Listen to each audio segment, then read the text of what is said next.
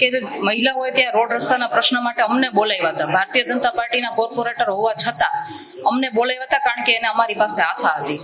અને એના પછી કોર્પોરેટરને જાણ કર્યા પછી કોર્પોરેટરે જવાબ આપવાના બદલે અમારી ઉપર હુમલો કરાવડાવ્યો.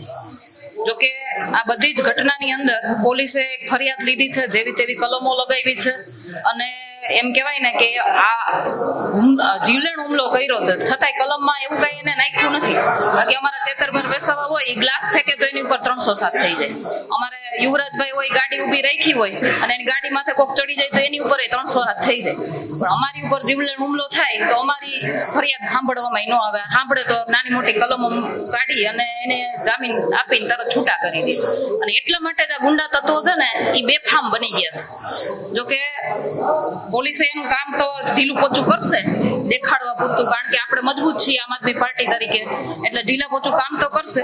પણ મારે મીડિયાના માધ્યમથી બતાવવું છે કે જે લાલ ટોપી વાળો છોકરો હતો, તમે બધા મીડિયાના માધ્યમથી જોયું હોય છે કે લાલ ટોપી વાળો છોકરો જે છોકરીને ઈશારો કરતો હતો કે હવે તું પથ્થર માર.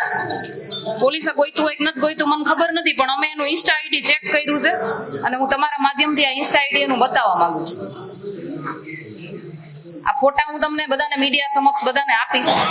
એમાં લખેલું છે ગાંડો ગરાસ્યો, સારી ઉંમર નિકલ ગઈ इसी खेल में, 2 दिन बहार 4 दिन जेल में. ક્ષત્રાવટ. આના ઉપર મને થોડુંક એમ છે કે ભાઈ તારે આ નહોતું લખવાનું, કારણ કે ક્ષત્રિય તો એને કહેવાય જે બેનું દીકરીઓની રક્ષા કરે. અને પછી એને નીચે એવું લખ્યું છે 2 નંબરીનું એક ગીત નાખ્યું છે. અને તમે એની પ્રોફાઇલ ખોલીને જોશો ને તો કાળા કાચની ગાડીઓ, થાર, સ્કોર્પિયો એવી કાળા કાચની ગાડીઓ, નંબર પ્લેટ નહીં હોય આમાં. હું તમને આ બધા જ ફોટા આપીશ, પોલીસ તંત્રને પણ આપીશ. ઈ જો કે હજી સુધી ગોતી નથી, કે અમે ગોતી લીધા છે. અને એમાં એક બીજા બેન છે, ઈ બેનના પણ હું આઈડી ના ફોટા તમને બધું આપીશ. એમાં પણ સેમ કાળા કાચની ગાડીઓ, નંબર પ્લેટ વગરની ગાડીઓ.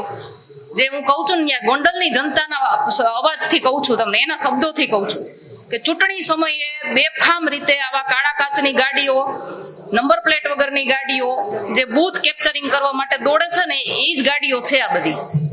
અને ગોંડલની અંદર થોડા સમય પહેલા, એટલે 10-15 દિવસ જેવું થયું હોય છે, પોલીસે એક ડ્રાઈવ ચલાવી હતી કે સ્કોર્પિયો હોય કે પછી આ ફોર્ચ્યુનર હોય, થાર હોય, એવી ગાડીઓ છે ને કાળા કાચની હોય ને, તો એ ઘેરે પડી હોય ને તો ઘેરે જઈને એને ચેક કરવાની, કાળા કાચ ઉતારવાના, અને એમાં કઈ બીજું મટીરિયલ નથી ને એવું પોલીસ આખી ડ્રાઈવ ચલાવી હતી. ઘેરે ઘરે જઈને જોતા હતા. તો મને એવું લાગે છે પોલીસને આ ગાડીઓ હાથમાં નહીં આવી, આટલી બધી નબળે.